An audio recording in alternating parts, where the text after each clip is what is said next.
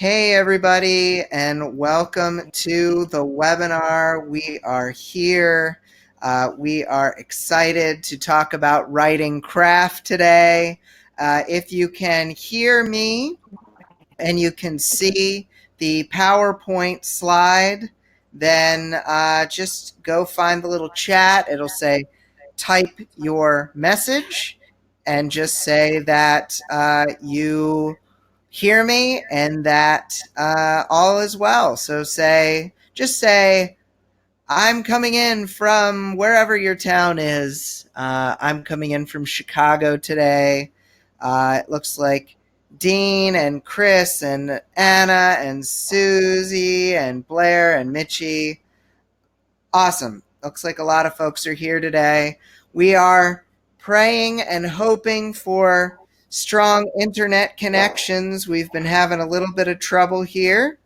And if you don't hear anything, then you can always hop in and out and try to see if you can get the internet happy again for you. I am here with an awesome writing craft expert who has a lot more experience in writing craft and plotting than I do. Mary Buckham, I'll give you a more full introduction here, but Mary, how are you today?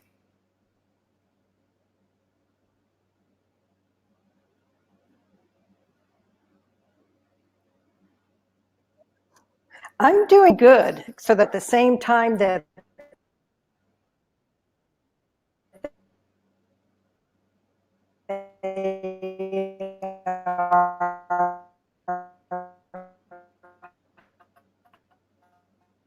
Well, uploading or downloading or taking down conductivity for my little town. There with hear that or getting me at all? I do hear you. It's a little choppy, but what I think the toughest part is just there's a little delay.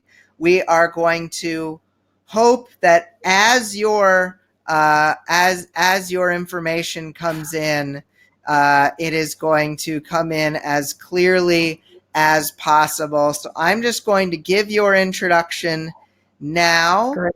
And we are going to think positive thoughts about Google has not been giving Mary the fiber speed she's paying for. So we're hoping that we can get it to work well, and we will do our best. So Mary is a USA Today best-selling author who's written multiple best-selling fiction and nonfiction books. She has taught so many workshops and taught so many people in person, and it's great that over the last few years, she has been able to share her wonderful plotting information with you guys in the magical internet world.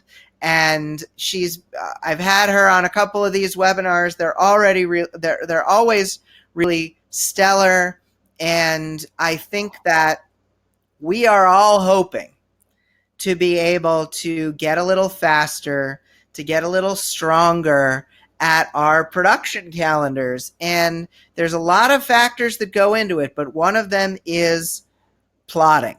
And Mary is going to come in here today, talk to you about the art of plotting, talk to you about becoming more efficient with your plotting so that you can get an extra novel in per year, or even more than that, if that's your goal. So, Mary, we're going to sacrifice a lamb here, and I am going to hand the microphone over to you. Thank you. All right. Thank you, Brian. And again, apologies for the tech issues on my end. You can hear Brian well because he's in Chicago. I'm out in Washington State, and it is something totally outside of my control. So what we're going to do is, at this time, you should just be seeing the opening. It says, welcome, write smarter, write faster. And we've got a lot to cover. Want to clarify before we get going here is that you will receive a replay afterwards. So I don't want you to be frustrated. I wish there was something I could wave my magic wand. You can hit the reconnect button. You can look at hitting the YouTube button. So I will be speaking loudly, clearly, and want to give you as much information as I can in the time that we have together. So hang in here with me, really appreciate it. So what we're actually going to be talking about today is how do you write smarter and faster? Because that's the market that we're in. And I am going to look at the big picture type of plotting. In roughly an hour plus, we can't get into all the nuances, and there usually are a lot of nuances. But as long as you have the 5 elements we're going to talk about today, it is a way to think about that next story before you ever sit down and write it, and think about the book that you're currently working on, how to revise it. So if it has these 5 points that I'll be talking about, you'll be doing good. So it strengthens your novel right away. And feel free to ask questions as we go along. If I do not get to your questions, there will be a question and answer session at the end, and I will be here so that you can ask anything. I'm going to be keeping track, but I want to make sure that you have the chance to receive as much information in the period that we have together. So the first thing I want to ask you is, what do you want from your writing? And what I have found, fortunately, is that for most writers that I'm working with, in working with plotting and working with why it matters to understand plot, their answers are along these lines: that you want to write more books in order to earn more. Okay, whether you want to take a vacation, whether you want to leave a day job, whatever it is, the more books you have out there selling, the more you can earn. You want to make the process of plotting less painful and less time consuming. That's a big issue. And you want to streamline this process, because a lot of us start writing with an idea, we jump into it, we might take years to figure out the aspects of it. What's a good plot? How do I make sure that it's strong enough?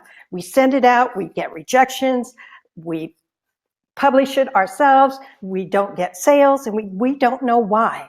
And a lot of times the issue is the story is not strong enough. So writing better books, not only faster, but better books, means that you're not going to become that author that you try and support a friend, you try and pick up something new to you, and you cringe because they're too close to the process to see what's missing in their story. And that's what we want to see, structurally, what might be missing. So the reality is, you can write more books if you understand the structure of what you're writing. This is like, you can take a trip from Washington, D.C. to Washington State easier if you know at least where you're starting from, where you want to end, and what other 3 larger stops you need to hit in order to do that trip in a timely, consistent manner. So that's what we're talking about when we're talking about structure and plot. The challenge is a lot of times we feel like we're reinventing the wheel every time we sit down to write. Now, we're reinventing stories, but we don't have to reinvent the structure of story. In fact, one of the earliest people who came up with the structure of story was Plato. He understood the breakdown of story. And this applies whether you're writing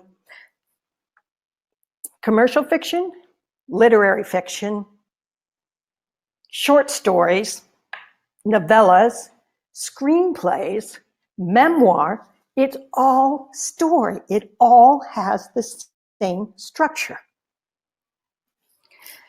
By knowing 5 key points of a story, you can dive into your next book. You don't have to have a 200-page outline. You don't have to worry about, oh my God, what's going to happen here? What can happen next? Or if you get pulled away from a story and you get lost, that doesn't have to bring grief anymore. By increasing the number of books you write a year, even by one book, it's a win. You're in the right place today if you want to write fiction, because I'm going to be focusing mostly on fiction simply to make it streamlined, and commercial fiction. Again, if you want to ask what's the differences, that type of thing, we'll get into that in the Q&A session, because there is a difference, but the structure is the same. If you've written one or more books or tried writing one or more books, but you feel stuck or you get stuck somewhere in the middle or lost, if you're trying to pull the next book together and the one after that, and it becomes too much to hold into your head, and you're pulling too much from yourself, not your creativity. So if you have that structure, if you have that roadmap, you don't have to figure out everything. If you've been published, but you want to change genres, and by genres, what I mean is find outdoor. So a genre could be mystery. And in that gauntlet of mysteries, it's everything from amateur sleuth to cozy mysteries to thrillers to literary mysteries. It all goes in there. It could be general fiction. Women's fiction oftentimes goes in general fiction. It can be romance, it can be fantasy. Those big headings are the genres. And it simply lets the reader know when you go into a bookstore, you're looking for a particular type of story. So by knowing a rough idea of the genre, by going to that section, you're already going to be able to make it easier for yourself to find something that you want to read. So when you're switching genres, let's say you're moving from that mystery story to a science. How do you do that? Well, if you understand story structure, change. What if you want to write a series? There is a story arc series that has the same structure that you're going to find in an individual book. And if you want to learn how to become a multi-published author, instead of simply publishing a book, and this is a goal a lot of writers want, simply because you can reach your other goals, earning more money, creating more visibility, creating a larger market share, not necessarily because you wrote the one book, but because you have enough options for readers and fans of those who have read you to find more. So here's what you're going to learn today in the short time that we have together. How to understand story structure, regardless of what kind of story you're writing. All right, Sherry, Janice, anyone who's having hearing problems with this, hit the reconnect button. It's going to go in and out. It's simply they're working on the internet connection on the street level in my town. So I apologize there. Hang on. It will come back for you. So how to know which 5 points of a story to focus on before you start the next book or revise an existing one. I ask you, please stay until the end because you'll learn what to do next if you want more knowledge on plotting and about the power of plotting. I'll also provide a link so you can download the slides. All right, so what I'm saying enhances the slides, but the material is going to be there anyway. And there's going to be a huge giveaway. One of you will have the opportunity as you post today, as you have introduced yourself, as you ask a question, your name automatically goes into a list. And at the end of the class, I will pull one name who will be able to attend a more extensive plotting session with me. So here's something that I want you to be aware of. Who should believe someone that they've never met, telling them, hey, this is how you do it? All right?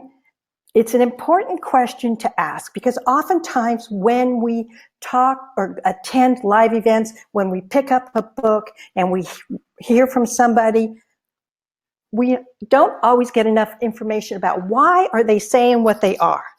So if you're going to learn how to ride a motorcycle and you just go to someone and say, hey, I want to learn to ride a motorcycle, and that person says, hey, I can teach you how to do that. But you don't know that they've never ridden a motorcycle.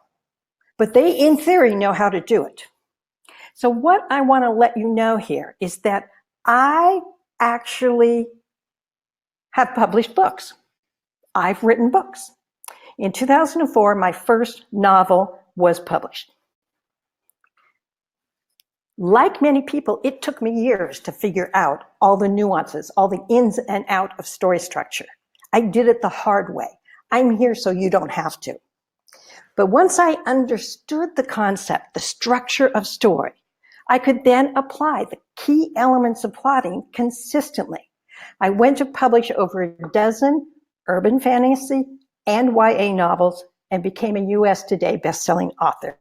I did this in a matter of years because I understood what had to be there and there my time more effectively. These stories that are coming out matter of years. In 2008, I took everything that I've been learning and started training other writers to understand and apply the principles of story structure. And I did this by offering small plotting sessions with about 10 to 15 authors at a time. They came to my lovely little town, which is down here, and you can see why trying to get connection when they're tearing up the streets is not a good thing. But people who come to these small events they came from Trinidad, they came from England, they came from all over the United States and Canada to learn to plot. And what I learned from students is the belief that too many writers have, that because they started writing with one process, that we must use only that process. But by letting go of that belief, letting go that there can be other ways to approach structure and understand it, by changing that understanding of we can expand our options and not limit them. So again, many of us start with, I learned this the hard way. It took a long time. I went back, I forth, I revised a lot. I revised again, and finally got something worth being published. I want to save you that grief. Now it's my mission to help anyone like you here today who's ready to move beyond frustrated toward production and focused. So let's dig in here. We're going to first look at the 5 most common avoidance issues. Why people avoid learning how to plot. Why is it considered a 4-letter word? First plot avoidance is writers who don't want to know the story before you write it because it takes all the creativity out of it. But the truth of it is, if you are writing, particularly in a specific genre, you have a rough idea how that story is going to end.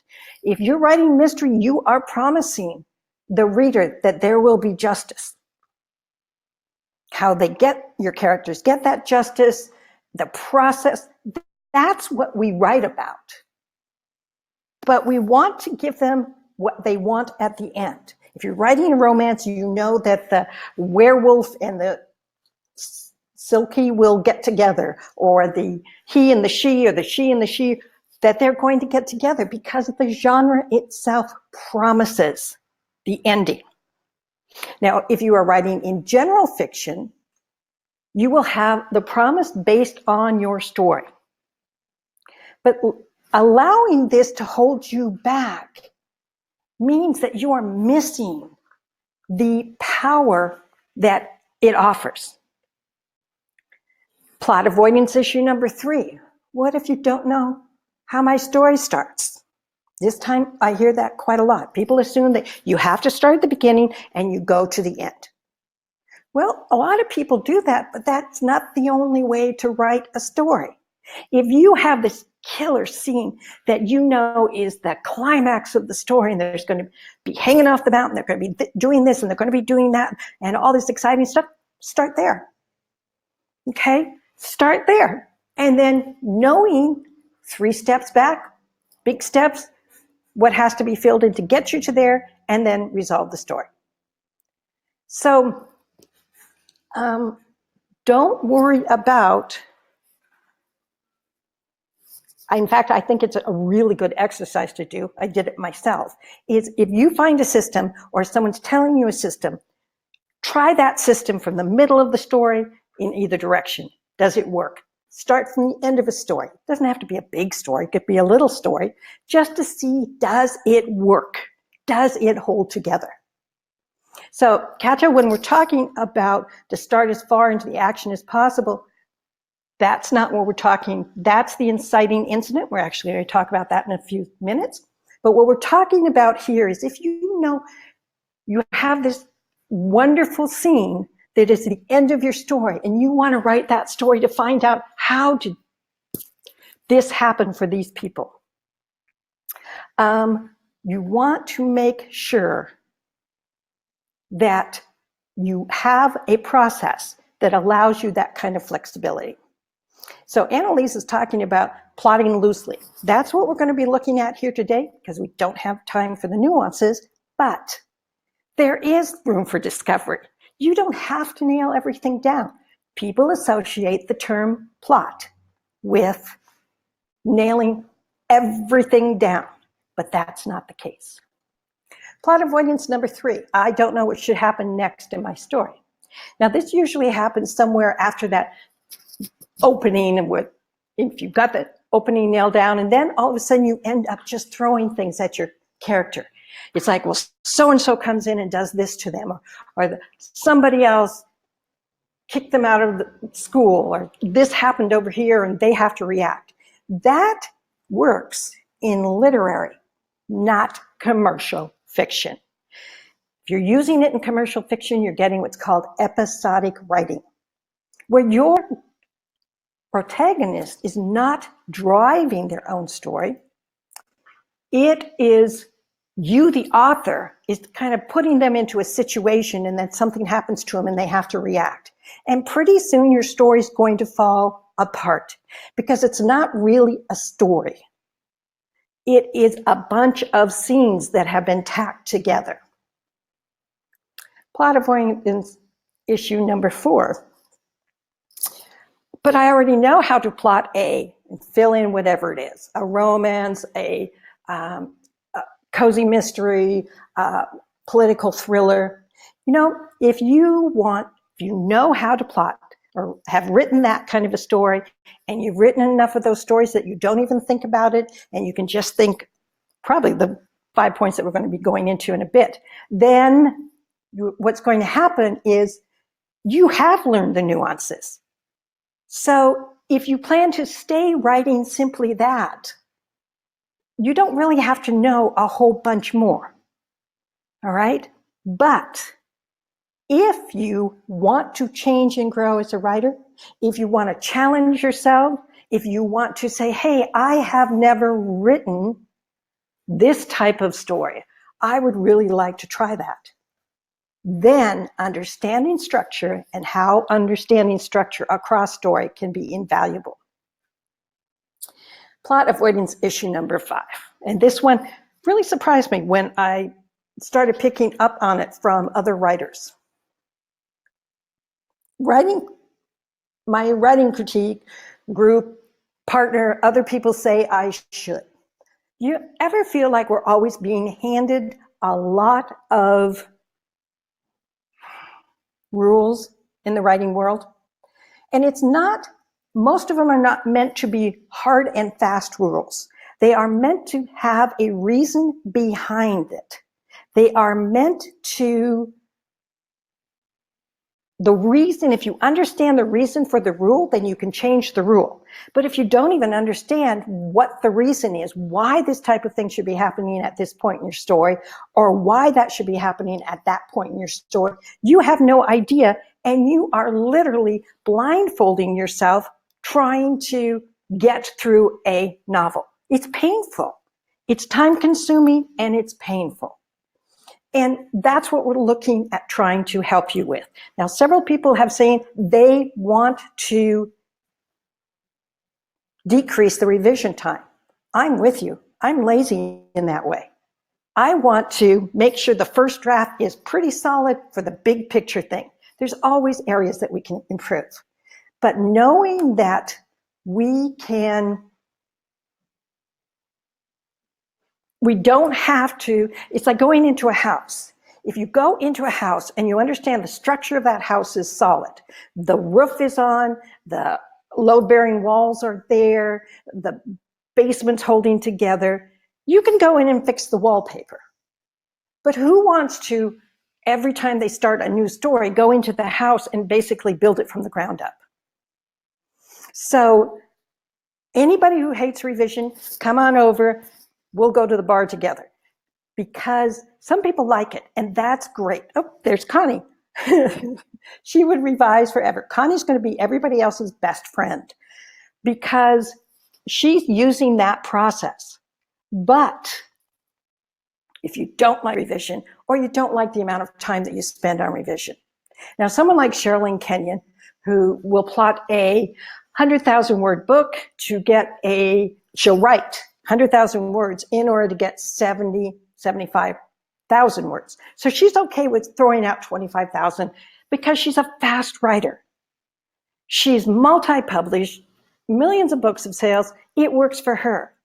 But particularly when she was starting out and early in her career, when she was building her audience, when she was building the number of books that she was making available, you are looking for how do you meet that hunger from the readers with how do you make sure that your stories are solid. So let's look at those 5 essential points of a strong story.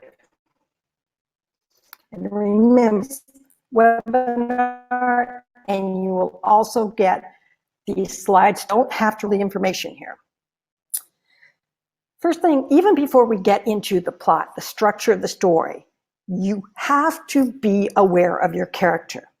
And when I teach plotting, I'm always teaching it from character-driven plotting. And this is why. Again, remember that, ask why, figure out where the instructor is coming from. There are certain genres that it can be all about the action. Male action adventure tends to fall under this. The characters do not change by the end of the story. It's the same character. You can take out Sylvester Stallone and put in Bruce Willis.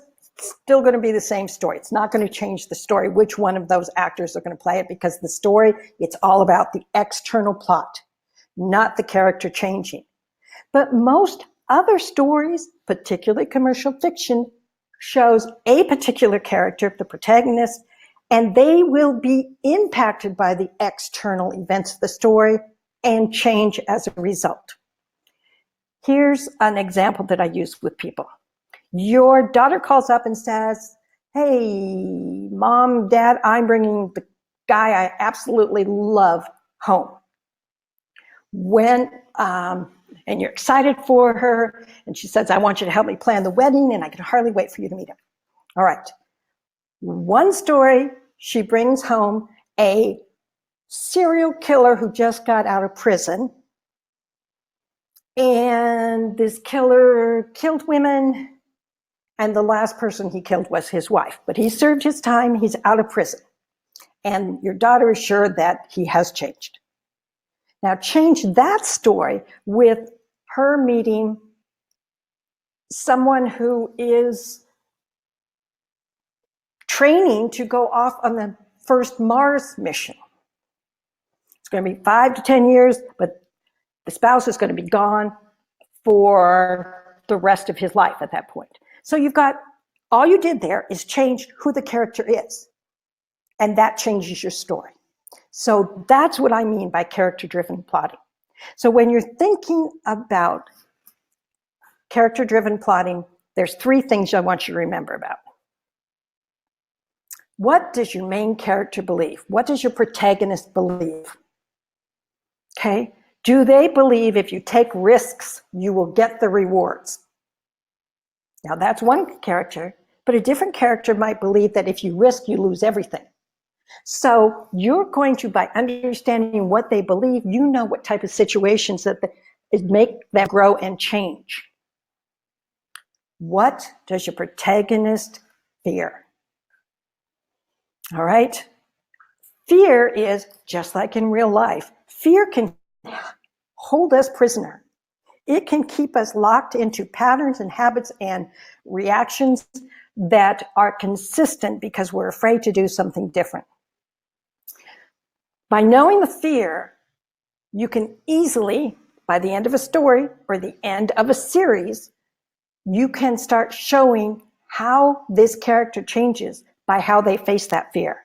They might not face that fear all at once if you're writing a series, but they might do it in increment. At the end of the first book, they face this aspect of it. At the end of the second book, they face that aspect. At the end of the third book, etc.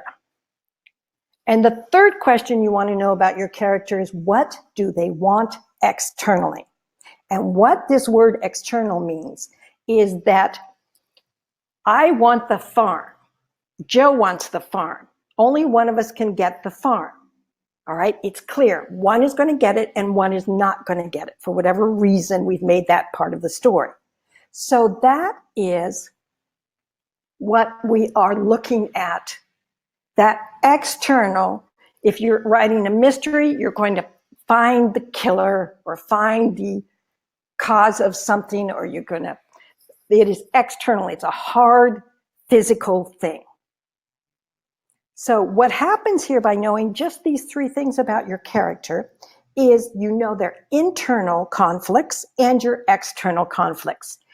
They want the farm, if it's for sale and you got enough money for it, end of story.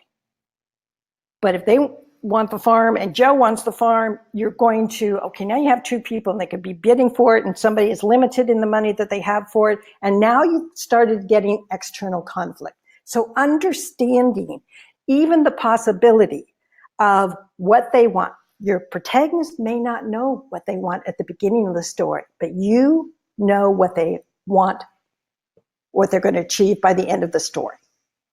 Okay, the type of thing that they want. All right, story structure. Lisa asked, is there going to be a replay? Absolutely, Lisa. So don't worry, everything that we've gotten to this point, you will get it. What we're looking at now is that roadmap of the story. We're looking at inciting incident. And this is that what publishers and readers are saying that they want to see earlier in the story, usually within the first couple of pages. And what this means is something happens to, this is the one exception to understanding scene and sequel, but this, at the beginning of the story, they receive a letter, they receive a phone call, their spouse walks out on them, a murder has been discovered, there was a bomb that blew up in Jakarta, a lot of different ways to show an inciting incident. What the function of the inciting incident is to raise a question in the reader's mind. Will the protagonist act on that incident or not? So this is, I'm going to use an example here from Star Wars. All right, Star Wars, beginning of the story, what we see with Luke Skywalker is we see he's bored where he's at. This is way back when, the original Star Wars. We know that he's bored. We know that he's helping his aunt and his uncle. He feels obligated to them. He doesn't feel like anything's going to happen to him. But this is going to when he starts cleaning up the little R2D2 computer that his uncle asked for, the message he sees is a princess asking for help. That's the inciting incident. That raises the question in the viewer or the reader's mind. Is he going to act on that, or is he going to ignore that? Kata asked, and I'm going to get to your question because it's a good one. And this does not conflict with the older advice to show the character in the static state. This is the inciting incident is what raises that question. So you have to have the static state is, this is a character in their normal world. This is the character, how they normally react to type of situation, how they deal with their fellow people, if they hate kids, if they love kids, whatever it is. That's so that you have something to compare at the end of the story. So we have the inciting incident in Star Wars, the first Star Wars movie. That inciting incident gives your character a choice. Oftentimes, they don't know what they're going to do with this choice. But by the first plot or turning point in your story, which happens about a quarter of the way into the story, they make a decision and take an action. Up to this point, they've been weighing, should I not? A mentor might have come in. Star Wars, there was. Obi-Wan Kenobi came, said, hey, if you do this, these things might happen. If you don't do this, these things might happen. Creates more motivation. The character understands where Luke Skywalker is coming from. And at the first plot or turning point of that story, Luke, after he returns to his home, he discovers his aunt and his uncle are killed. He can still stay there. He could still stay on that planet. But he doesn't take that choice. He chooses to, why not throw it all away? I'm going to go out for adventure. I'm going to go save the princess. So that becomes the goal from that first quarter of the story to the midpoint of the story. That midpoint of the story literally is in the middle of the story. And you can find your midpoint, often called the crisis point, because that is where your story changes again. It doesn't change in one scene. Doesn't necessarily even change in one chapter. It changes. And in Star Wars, Luke Skywalker, he saved the princess. Yay, saved the princess. Okay? But he also lost his mentor. So Luke Skywalker, that person who he became by that point in the story, is different than that farmer laborer who was helping his aunt and his uncle on the farm. He has changed. At this point, he has the opportunity to return to where he was at the beginning. He could have gone back to his planet at that point, and he's weighing that. Should that be what he does? Which brings us to the third plot point, or the turning point. And again, this is where things change. This is called the climax in most novels, or if you're writing in romance, it's called the black moment. And this is the last kind of do or die, the last, if Luke Skywalker turned away and walked away, you have a short story. You don't have a novel-length story. But he is given one more opportunity to prove that he is more than that farmer. Now, his buddy, Han Solo, chooses to go back to his way of life. He walks away. He got what he wanted. His goal was not, he saved the princess, but his goal was to get the money for saving the princess. All right? So he got what he wanted. He walks away. Luke, though, has another choice. That choice becomes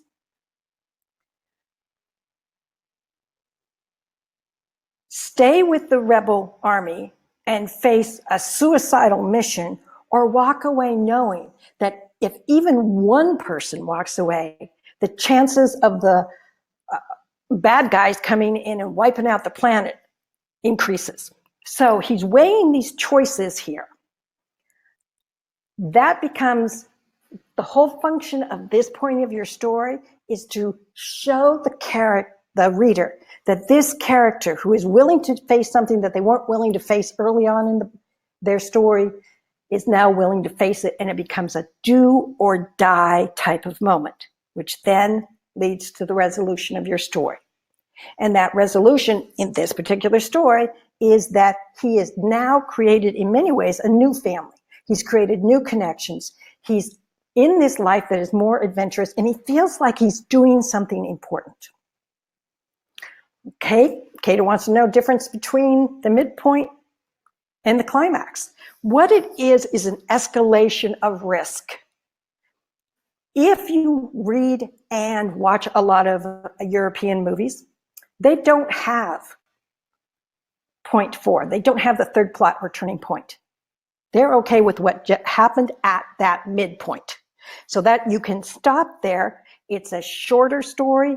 It can be a less complex story. And particularly if you were raised on stories that don't feel complete until you have this last do or die, this last oomph, the last climbing of the mountain, you are going to feel like you've been shortchanged. So if you ever go to a movie or read a story and you feel like, but wait, they really should try this again. They really want to be reassured that this character, the change that they've been going through, has stuck, that it is not a temporary change.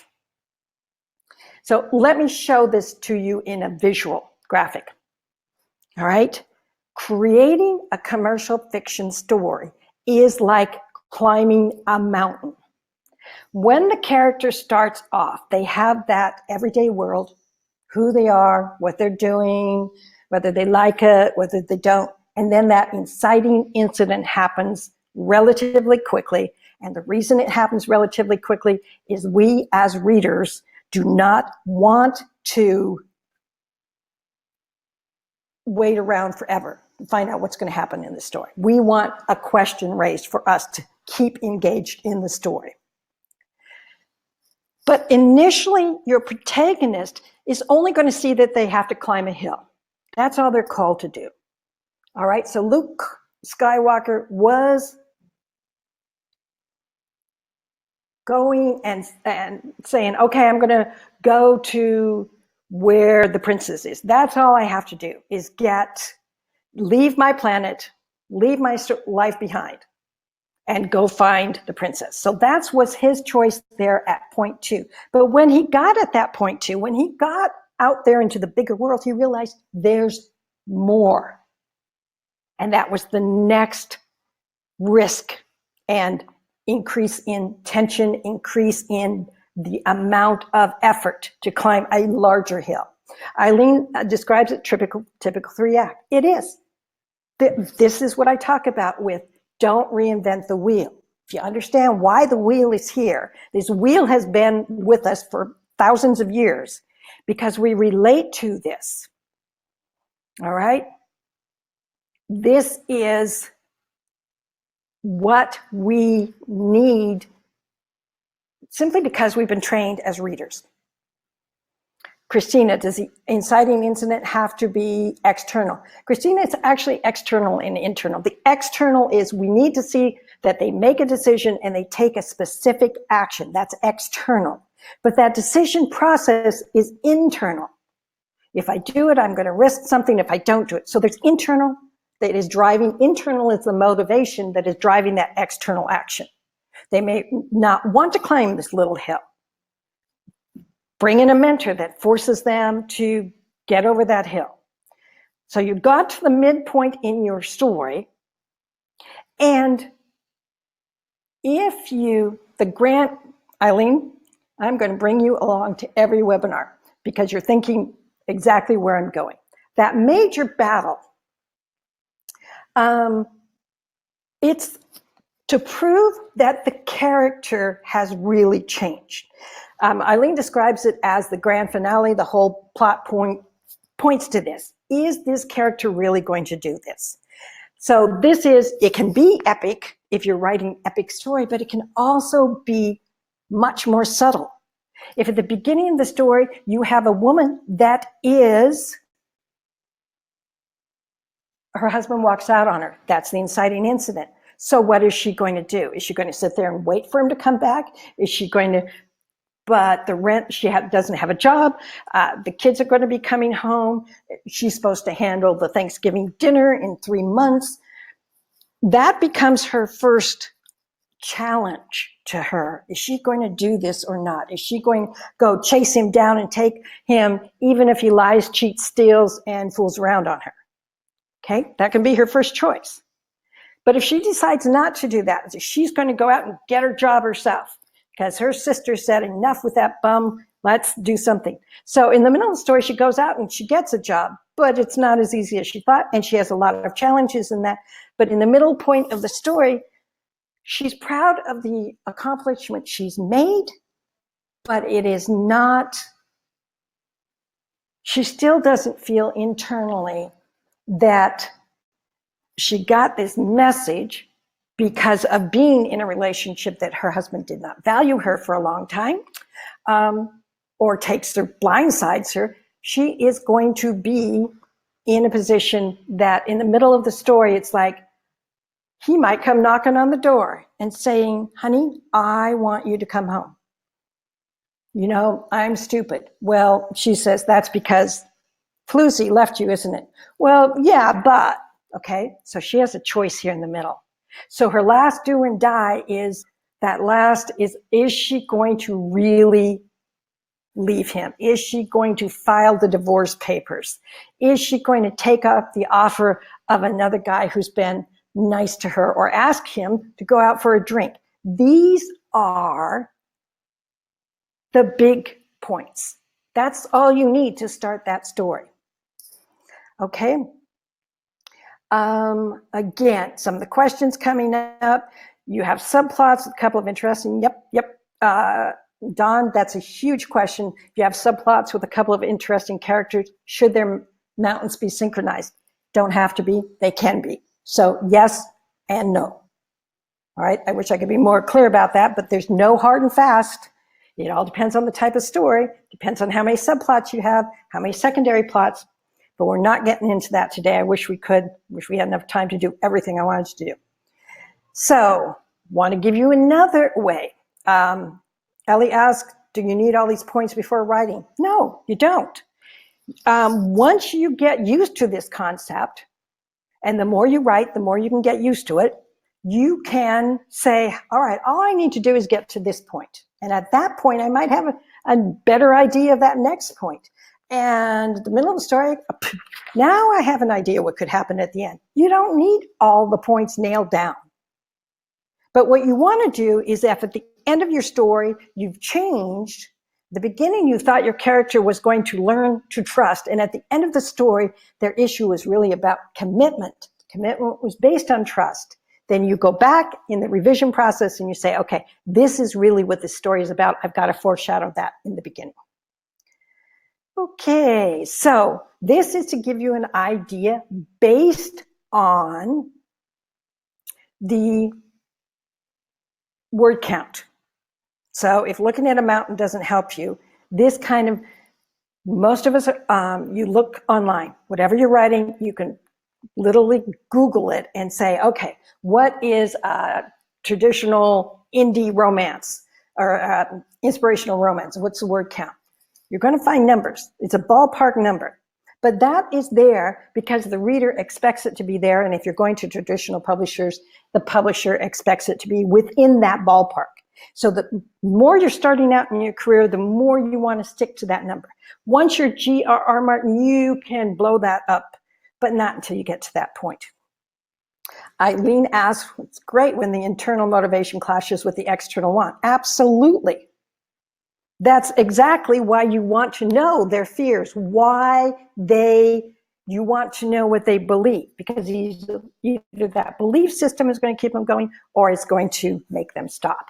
So let's say you have a 60,000 word count manuscript. This tends to be a shorter story, straight romance, a cozy mystery, along those lines. So you know that at the end of the story, you're going to be around 60,000 words. You know you start at 0 words at the beginning. So now you just have to figure out where the other points are. Well, you know the midpoint of your story is right there around 30,000. But again, it doesn't have to hit at 30,000 words. It can be hitting between 25,000 and 35,000. General function. It's the map of the whole story. So if you have that nailed down, this lets you know, are you on track? Is your story getting too long? Is your story taking too much time to set it up at the beginning? Is it not being set up and you're trying to rush into the story, and then you've got, oh my God, I didn't know my characters well enough, and there goes that. Have to revise more. So you can do this by looking at these 5 points. So, an honest admission, can it really be this simple? And if it's this simple, why don't more writers take advantage of this? There's one word. We talked about the avoidance issues before. That's why they don't take advantage. They don't take advantage because they don't see the possibilities. Without having a rough idea of just these 5 elements, we're setting ourselves up for unnecessary roadblocks, which is why when we're doing it, and again, this is not pointing fingers at anybody, if we're doing it in that chapter by chapter or scene by scene approach and then hoping it all sticks together, then we're creating more revision work. That's all it is. And if you like the revision process, not a problem. If you're not writing to a schedule, if you don't want to write more stories and get more stories out there, not a problem. Let's spend just a second here on talking between Lemmings and Liberated. When you start to understand what story structure actually means, you're able to finish the current book that you're on and write the next book faster. All right? You'll realize that you don't need all the details. You don't need all the in-between bits until you get to the story. You just need to know where that first book ends so that you can start the second book, and you know that a quarter of the way, this type of thing is going to be happening in that book. All right? That's how you increase your productivity. You realize that there's still a lot of magic, though. There's lots of unexpected surprises to discover. This is where you're looking at your subplots, where you're looking at your secondary storylines. Madeline says, I was hoping for something that would help my process go faster. All right? Again, Madeline, you're ahead of the crowd, that you already understand these. A lot of people don't. So that's who I'm speaking to here. If you want to know what has to fit in between, hang on, because I don't have the time to go through all of these details in this thing, I do have an option for you. Because the more you write, the more you understand, just like Madeline here, these 5 points, the more you can increase your confidence in your process. All right? You can't necessarily, one instructor can't say, hey, here's Bob. Bob wants to write faster. He understands this part, but not that part. He understands this corner of it, but not that corner of it. He doesn't really understand his character. If you are getting these plot points and there may be other issues at play that don't have to do with plotting, what we're looking at today is getting that plot down. Okay, what we're going to do here is look at a case study. All right, this is going to be relatively quick. Yvonne says, do the subplots follow the same structure? Yes, they do. You just don't show as much of them. All right. All right. What's the genre? So, Yvonne, Madeline, somebody give me a genre, and we will quickly plot a story here, just to show you. For those people that aren't as ahead of the game as Madeline is here, okay, so Mel, romance. All right, I'm going to stick Mel just because she got to the keyboard first. We're going to look at romance. We're going to look at a straightforward romance, not romantic suspense, not historical romance. We're just going to stop contemporary romance. So first question we're asking, what does our protagonist? Now, in a romance, you have 2 protagonists. you have two characters. One is going to be stronger than the other, but they both have issues about why they will not connect. The reason we're talking about connecting is that is the goal in a romance, that one or both overcome their internal fears, their internal beliefs in order to connect and commit with another person. So the external, though, is what can change. That is what's going to force these two people to work together, to be together, to get beyond their internal fears. So in this, Kata says actually 3 arcs: his arc, her arc, and the relationship arc. Again, the relationship arc is the plot of the story. He has his internal arc, she has her internal arc. All right. So in this particular story that we're just roughing it out. So let's have, I'm going to pull some names here. Okay, let's have William and Annie. Okay, William and Annie are our two characters. What does William want? William wants to buy the property in order to develop a new mall for this town. He thinks that that's going to revitalize his hometown. He promised his father he would do it. This is what he wants. This is what he does. He's a contractor. This is a big chance to make a name. He's really excited about it, give something back to his town. What does Annie want? Annie wants to keep a mall out of the town. She feels that it's going to change the people in the town. It's going to change the dynamics of the interaction. It's going to bring in traffic. It's going to make the small town that she loves too a bedroom community. All right. What's keeping them from achieving this external goal? Well, because somebody else wants it. But her fear is that if this is turned into a mall, if this is bought and turned into a mall, she's going to lose the town that she loves.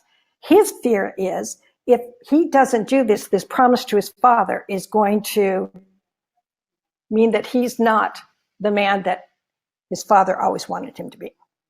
Okay, at the beginning, they have a choice. The town council decides for them that they can each present a plan to the city council to go over. And but that plan has to be done together. Can't be done, one has a plan, one has another. Now they don't like this, they don't want to do this, but both of them think, because each of them thinks that they're right, that they can get this pulled together and make their point strong enough. Okay, so that's that first step 2, quarter of the way through the story. This is where they're on the story. All they have to do is work together and get this proposal to the city council. But what they discover is there's a little bit more to it than that. They can't just butt heads. They have to really find out where the other one is coming from. They have to learn. She gives him insights that he did not realize. She's been staying in the town. He left it. He has insights that she didn't realize, that if they don't make some changes to the town, it's going to die out, because they're thinking about the post office being taken away, and they're thinking about, change is happening. So they start working together, don't like it, but they're finding aspects about it. So they pull together this proposal, and she finds out, you know what? She had to look at things in a different way, and so did he.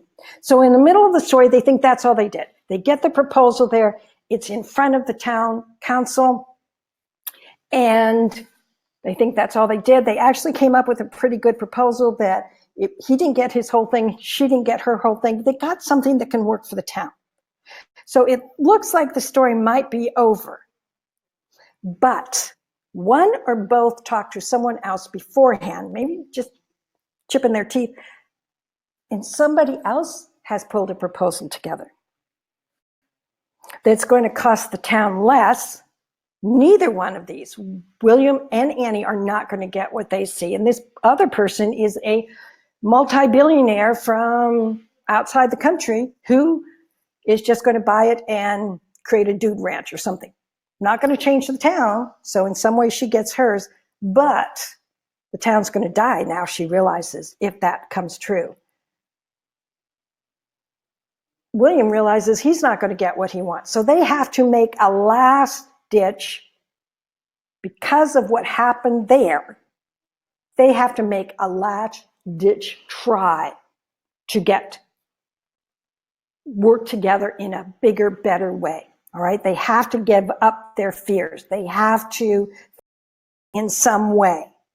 And part of that is because it's a romance, the external plot has to happen and be resolved first. That town, they get it, and by getting other people in the town involved and other experts and this type of stuff, they pull together and present it to the city council there, pull the whole town into it, win, win, win. But that doesn't mean that they're together as a couple yet. That has to be resolved. That has to be, they might start at this point with, they've gotten to know each other. Maybe even they've had sex at this point. All right. Because it is a romance. But this is where he looks like he's going to be leaving the town.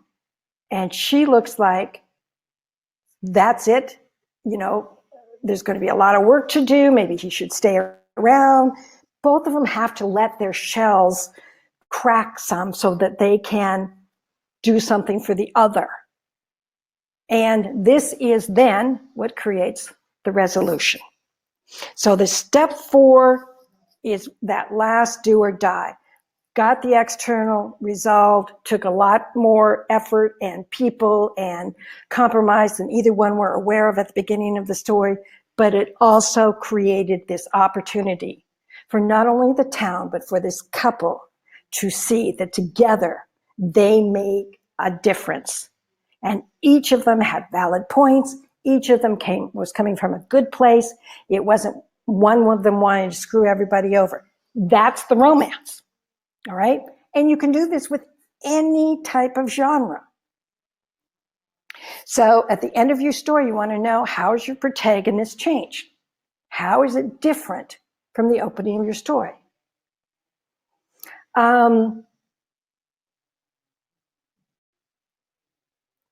Okay, Yvonne, great question. We're going to get to that in just a few minutes. Because if you're like me and you're learning this process, we get to be the not-so-patient plotter. Okay, what the not-so-patient plotter is I want the secret handshake and I want it now. And that's what has kept us not learning about plot, not learning about structure, or not exploring the nuances in between these 5 steps. I want you to leave here thinking structure can be your friend. It doesn't have to be this big, scary, limiting bugaboo that a lot of people think it is. By looking deeper into these elements of structure, you can take the guesswork and fears out of writing a story. Lorraine wants the secret handshake. Don't we all? But the secret handshake is actually out there. Each time you tighten the time required to initially plot or revise a story, more stories you can create. So understanding story structure doesn't need to be out of your reach. Marion says, do you have any advice after these steps, how to revise faster? Okay, great question, Marion. And get into that in just a minute. Because we're going to be talking about one of the ways to find the secret handshake. The more books you write, the more process becomes easier to replicate. More books you write, the easier it is to grow your market. And none of us have additional time, but we can use others' knowledge and expertise to free us up.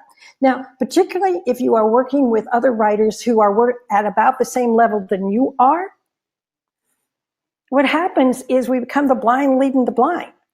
Nobody can show you, nobody can say, okay, this is what's missing. Or this is what has to happen at this point in your story that then sets up everything else that's going in your story. So back to why did you show up today? Secret handshake is one of the reasons. But you came to because you want to learn how to become more efficient, to learn how to move from stuck to set free. You want to learn why plotting is not the big bugaboo, and to increase your ability to write faster and write smarter. Now, there's only so much we can accomplish in an hour, all right? And that's why the secret handshake, there is a secret handshake club, and I'll talk to you about it in just a few minutes here, because the ultimate question is this all there is? And the truth is that understanding the 5 plot points can be all you need once you've been writing for a while. Okay, it's a start, and with practice, it's all you need. But is there more between the 5 plot points? All right, those 5 plot points are the big picture structure. All right, it can get you there, but it is the nuances about what to do next. Okay, I'm going to be talking about that right now. Give me a few seconds, and then we're going to do our drawing, all right? Opening up for questions. So those nuances, to get you from 1, and where the number 5 is, it's actually 2. But based on the thousands of writers I've worked with and my own personal experience, I've come together with Diana Love, and we've created a book that we call Break into Fiction. And it is a plotting book. It is a plotting process, because it's these nuances that keeps it, as Kata says, it's not plug and chug, because by knowing why do you need that everyday world? Why do you need the pros and cons, and that's your backstory. Where do you put that? Why do you need a mentor? If you put a mentor in too soon, it's like, I don't even recognize that person as a mentor, because I don't know what they're mentoring toward. What do you do? Where's the best place to start? That subplot. What's the difference between subplot and secondary plots? What must happen before you get to that midpoint of your story? What do you do in that space between the midpoint and that climax black moment of your story? And Elise, thank you. She just bought Break into Fiction, and it's great. We created Break into Fiction, Diana and I, because we couldn't help everyone individually. But some people can learn simply by reading. It has templates, it has examples, it has everything you want. But some people need a little more. And that's what the Break into Fiction, the course, is all about. This is a 4-week course, and it digs into fiction novels. Anyone in the course, we talk about their type of novels, we talk about specific examples. I walk you through in 2 workshops a week, 90-minute with question and answer. We follow through, I walk you through the template approach. The first 2 templates are about conflict and character. The next 11 is the structure of story. This is going to build your confidence to understand why your specific novel might be falling apart or a little wobbly. This is guided instruction that takes the guesswork out of plotting. Now, is this what's included in this 4-week class? Okay, we're going to dig into how to understand and show your protagonist in a way that your readers will engage with him. They don't have to like your protagonist, but they have to understand where they're coming from. Identifying who your protagonist is. A lot of writers we sit down and it's like, you do realize that that's not the character who is writing the story or driving the story. It's this other character over here, that type of thing. The difference between that internal and external conflict and how they can play. All right. What must happen in your story and why? If you know the why, if you get in the car and you know that easiest way to get from Washington, D.C., if you're taking the middle of the country, you have to hit St. Louis. It tells you you're on track. If all of a sudden you are in Minneapolis, yeah, could still get there, but you're not going to get there in the quickest way. How and where to filter in backstory. I'm reviewing manuscripts right now, and every single one of them that I'm looking at, they're putting backstory up front because that's where we as writers need our backstory. That's where we're trying to figure out who our characters are. We start our stories in the wrong place. Why and how does your protagonist drive the story? So that you're not having that episodic writing. And there's more. Now, here's personal experience from writers that actually took this course. Marcella came. She had been writing for 10 years. She was an excellent writer, but she couldn't seem to get agents to look at her work. She couldn't get it. The publishers loved the concept she gave them. She just didn't understand why it wasn't selling. This was back when before there was a lot of options to go individually. But what she learned by taking this course is that she rewrote her story because she realized she was doing that episodic writing. She was doing that one damn thing after another approach. And that was she had no idea. She didn't have the structure of her story. She rewrote that book with a solid plot. She had all the potential was in what she had written, but it was so covered with all the other stuff that she'd put in there. And as a result, she sent it off to the agent of her dream. That agent picked it up and made a 3-book deal. This was a debut author. And that's what she could get once she learned what a strong story was. Now, Melinda is a different case. She's a diehard pantser. She loved being a pantser. That worked for her. But she was also constantly running up against deadlines and doing that revision process. That revision process always added an additional 2 to 3 months into her schedule. Multi-published author. But she went to the workshop. We outlined the entire book for the 6th book in her series. And a 6th book in a series meant that this book had to arc over to other books in the series. So we were plotting not only that book, but where the series went to at the same time. And she said, not only did the writing process went more smoothly, but she had fewer revisions. Plus, that particular book was the first book of hers that went on to be a Rita finalist. She was writing romantic suspense. A Rita is the highest award that you can get in the romance industry. So you can spend years learning to plot on your own. You can keep beating your head against the desk, trying to figure out what happens next in your story. And you can stay stuck. But there is an alternative. And that alternative is to take the advantage of someone with more experience and more expertise to help you. Over the last 5 to 10 years, fewer and fewer published authors are able to help other writers. It's a time constraint, but it is also they have been warned not to do this.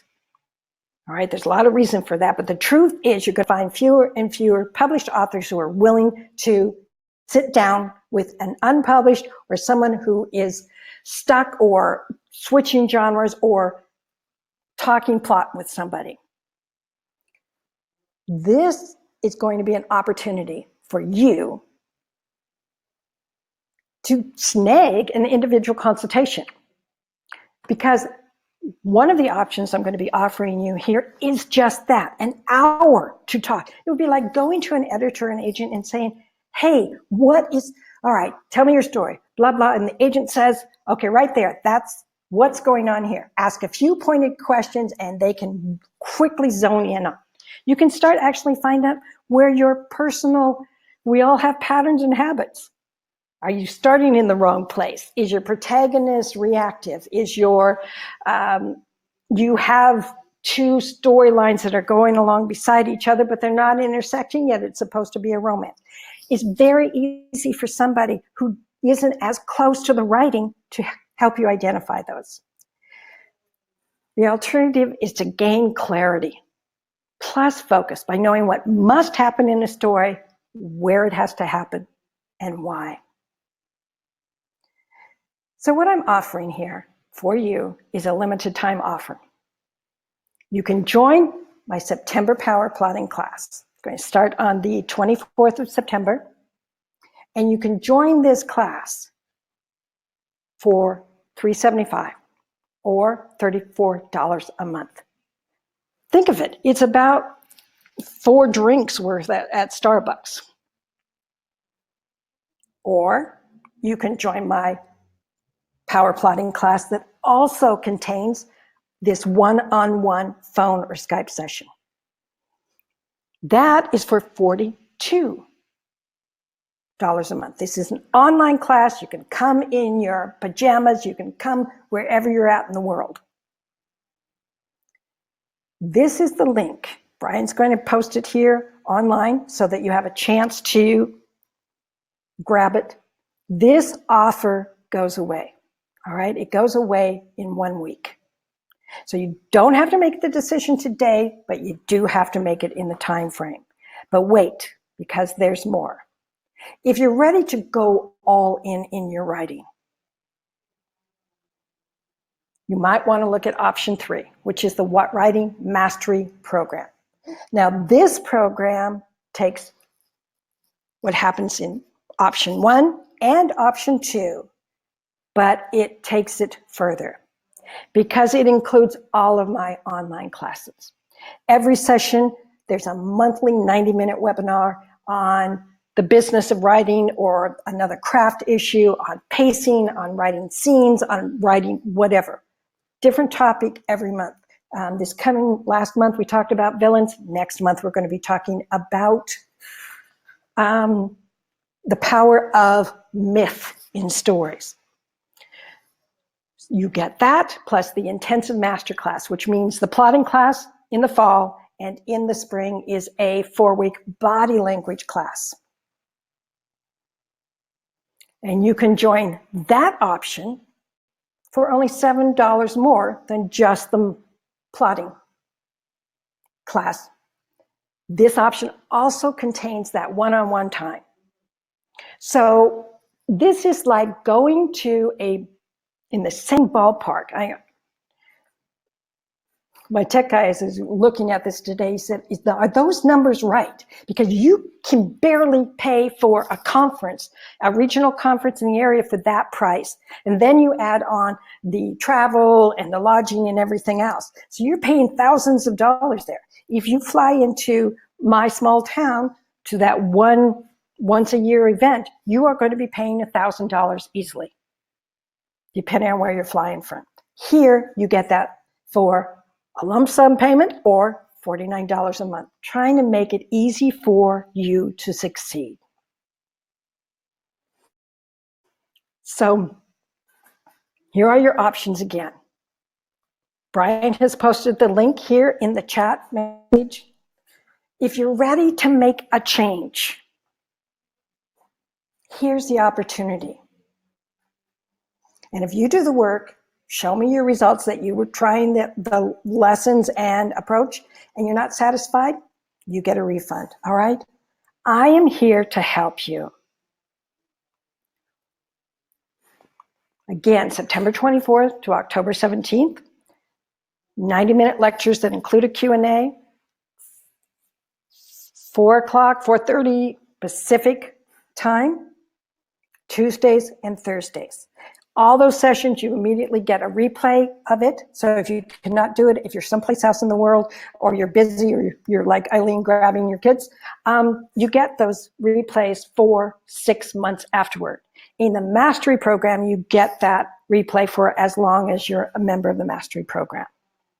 This same link here is the one that Brian just posted there.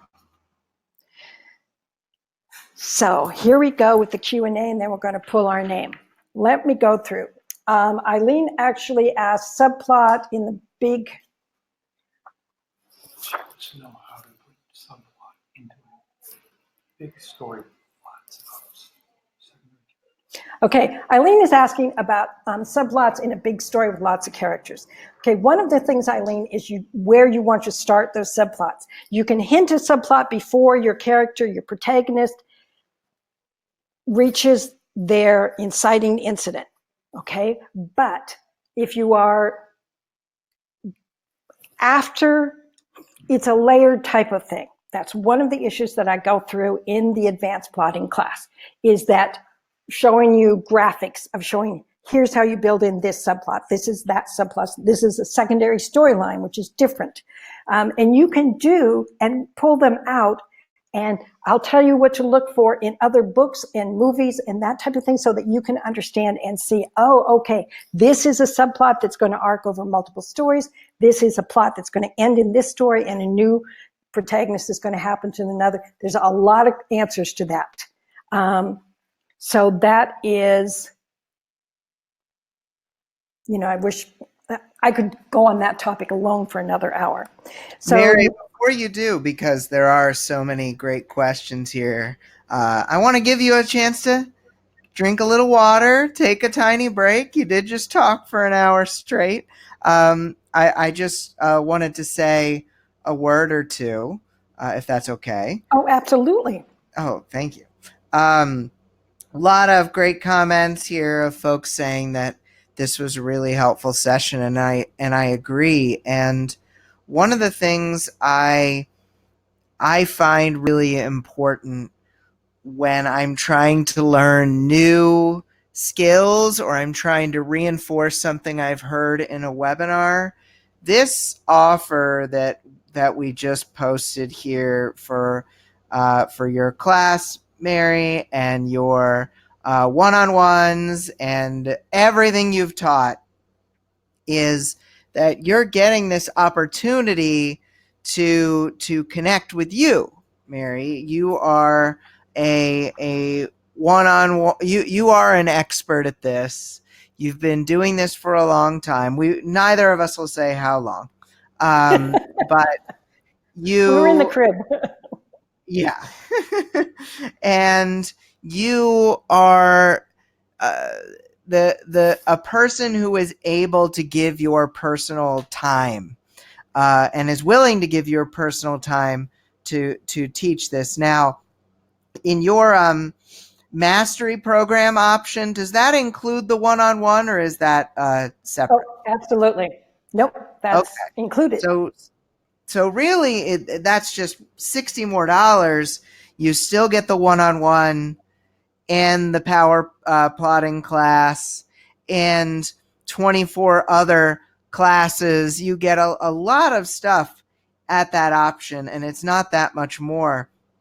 I have always found that if I am trying to learn something myself through a webinar, or if I am trying to learn it with the help of a coach, in person, talking, or in person or on Skype, I always choose with the one-on-one, because that expert is going to hear what you're going through, is going to have specific feedback for you. And that is worth so much more than what Mary is charging here. I have a coach. I'm going to just totally disclose this right now. I have a coach that I pay $1,500 an hour to. Now, I don't do this 10 hours a month, or I would be in the poorhouse. But that is how much some people pay for having someone's personal attention.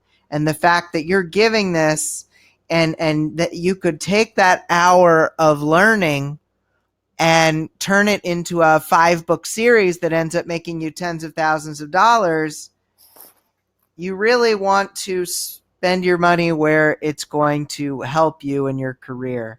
And before you moved on to answering all of these great questions, I just wanted to make sure everybody understood how valuable that was, and why you're even the kind of person I would have and share with share your teaching with everybody, because that's how important it is. Thank you. That really is. And again, the longer you are in this business, the more that you realize there are a certain number of opportunities that are going to come your way. They're going to be a stretch. You know, it is, but it doesn't have to break the bank. And it's going to, as a marketing person early on told me, you're going to spend your time, you're going to spend your money. All right. And if you want to continue on being frustrated, you know, or wondering what you're missing, you're going to miss opportunities. All right. So it is something to be aware of. And I want you to thank you, Brian, because Brian is someone that I follow to find out, okay, he's come amazing. He figures these things out and he finds solutions to it. And he knows that whatever money, it's a stretch or not, it is invested in himself. This is what makes the successful people successful. It is not the people who expect to be successful but will not commit to themselves. This is what I'm asking, is to commit to yourself and take advantage of this opportunity. Now, someone has mentioned that they don't have any money until a certain date. Contact Brian. I'm sure we can work something out. We're not going to extend this for a month and 2 months and that type of stuff. But we're real people. We've had to work with budgets. We can make it work to make it work for you. So I'm going to get to these answers so that I can pull the name. So thank you, Brian, for that. And I'm going to talk real fast. In romance, do you have the 5 points for both the hero and the heroine and for the romantic arc? Marie, you have, after they reach that number 2 point, they reach both their 2, 5, and 2, 3, and 4 points at the same time. They can't be in that first point that they make, one can reach it first and then the second one reaches it. So they are together in those particular points from that point forward, that they're doing the type of external events are impacting both of them. Their internal response to that is going to be different. And that is the romantic arc. So you're getting those 5 points creates the romantic arc, and she's getting there, he's getting there, or it's getting there and it's getting there from point 2, point 3, 4, 5, and together. All right. I hope that answered that. Does the plotting system apply to mainstream fiction? Absolutely, Barbara. Didn't go into it today. Again, time constraints. Even it applies to commercial fiction in a different way. You want to know what you're writing. And that's one of the first things that we talk about in the course, is that difference so that you know what you're writing. Because if you're writing literary fiction and you're sending it off to a commercial fiction editor or agent or selling it as commercial fiction, you're going to be disappointing your readers and you're not going to be purchased because you don't know what you're writing. And that sounds like, well, duh, we should know. No, it isn't. It's not clear. Every class that I teach,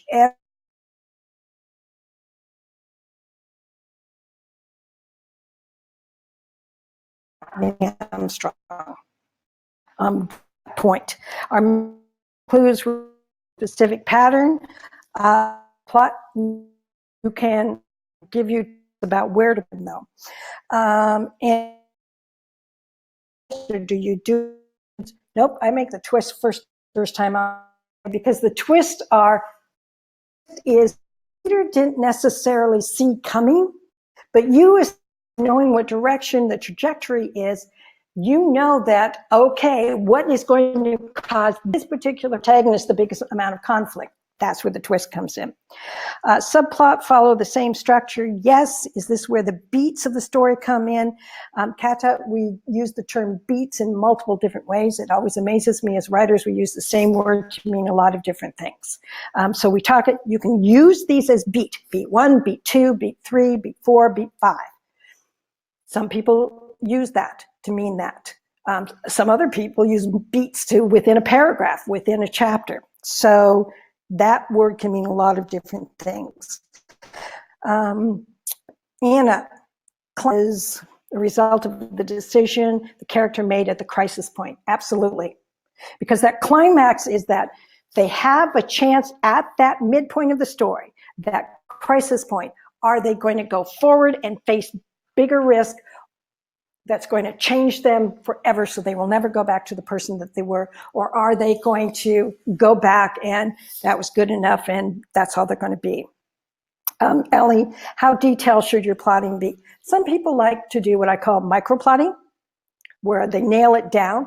I recommend when you're starting out, try them all. I have plotted books with big picture. I have plotted books with going through literally every scene and sequel in a story to see how it works, because I want to know why it works and how can it work. So there's again, figure out, try the different things. It's like riding a bike. Okay, if one person teaches you to ride a bike and they teach you to put your ankle up on the handlebar, well, you can ride a bike that way. But when you're ready to be a racer, you're probably not going to want to continue that. So it all depends on what you want to do.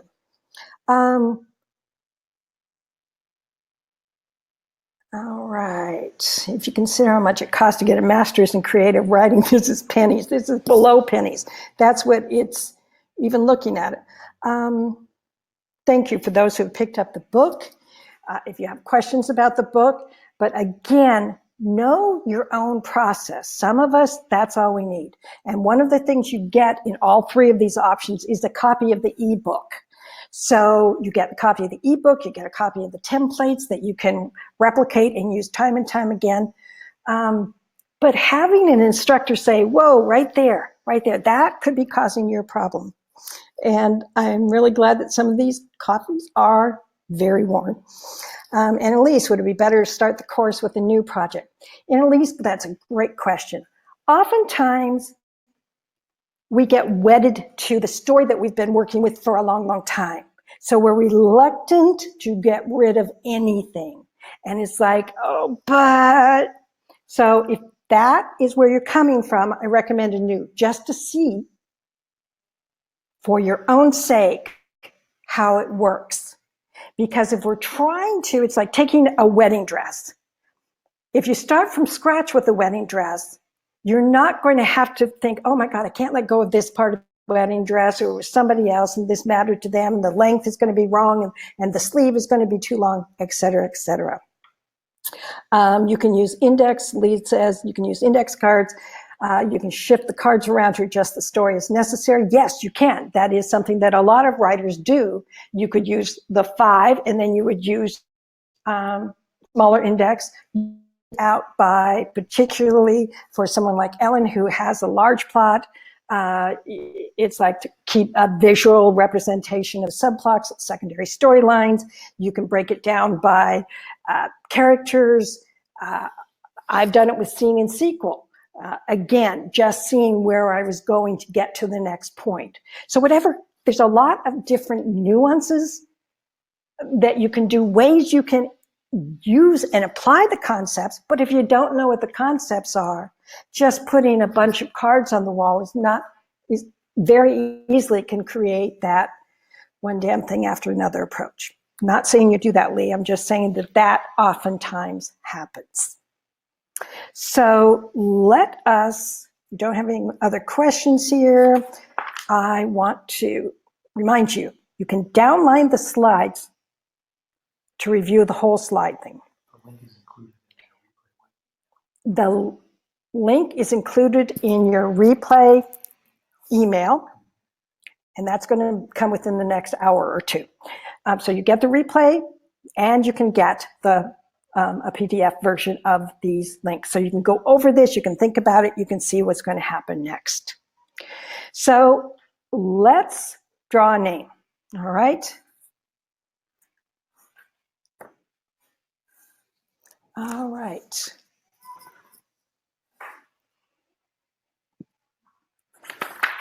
Here we go. I'm having Tech Guy pull one. I have a Mel.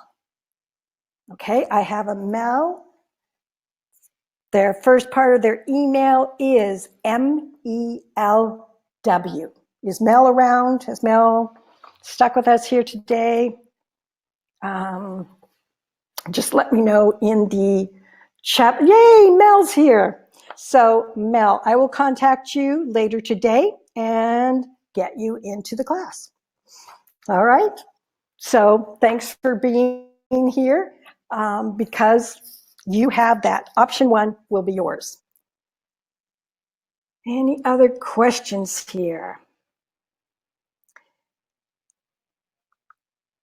Chris asked if you could put it in the chat. It is the same link that, all right. Yeah. What was the slides link again, Mary? That I didn't have a chance to type that in for folks.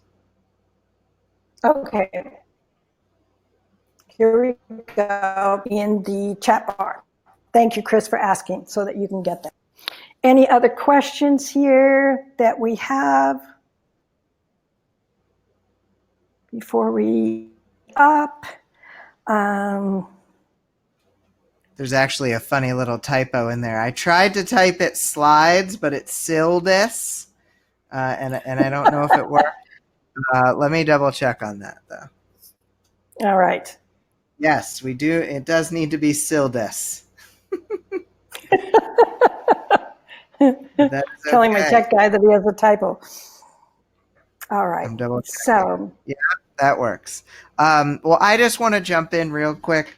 If there are any other questions, feel free to leave them here, y'all. But this is a really great option. I feel like if you have picked up all those books, maybe you've even had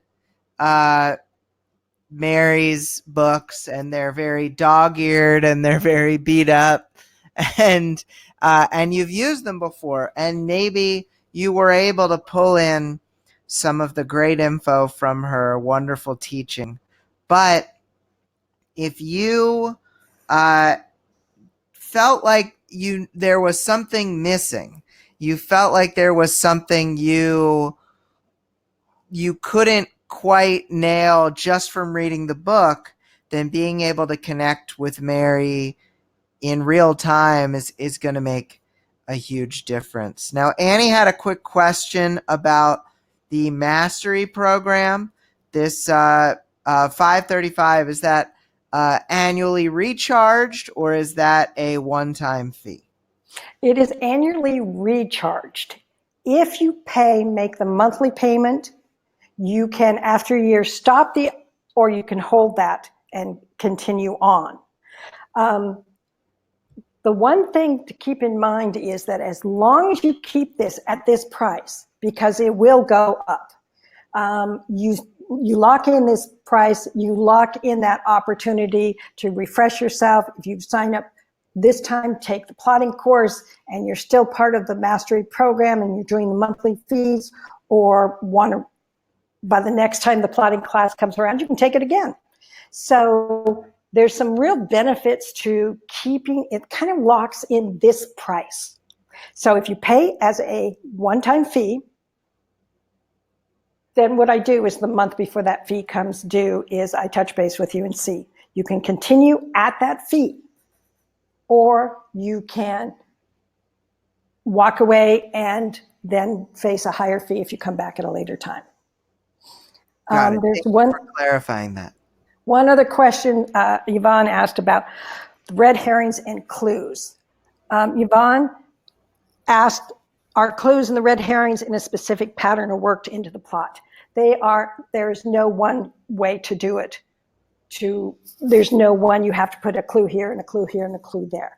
But I can talk about in the plotting course where to hide those clues. So what you want is your reader to get to the end of the story and say, the clues were there all the way along, I just didn't see them. Okay, and again, that creates those great twist points.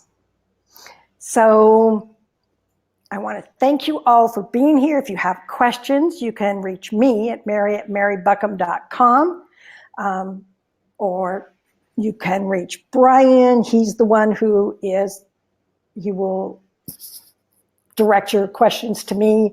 And I want to wish you all the best with your writing. I know you're in good hands being on Brian's newsletter list, because he does share great material out there. And I wish we had hours and hours and hours to talk over all the nuances, all the details, but that's what the class is for. So at literally basically $30-some a month, you can get that single option 1. You can get the one-on-one in option 2, or take that option 3 for just a few bucks more. And trust me, those people who have learned from it and have constantly been amazed at what they didn't realize they didn't know. So thank you again, Brian. I appreciate your hosting this, and I will be in touch with Mel. Yes, thank you, Mary. Thank you, everybody, for being here. And since you're registered, you'll get a link to the replay shortly. So thank you. Have a wonderful rest of your day and your week. And go check out the link in the chat, and you will be able to take a look at Mary's wonderful offer. So take care, everybody. Enjoy the rest of your week, and I'll see you next time. Thanks, Brian.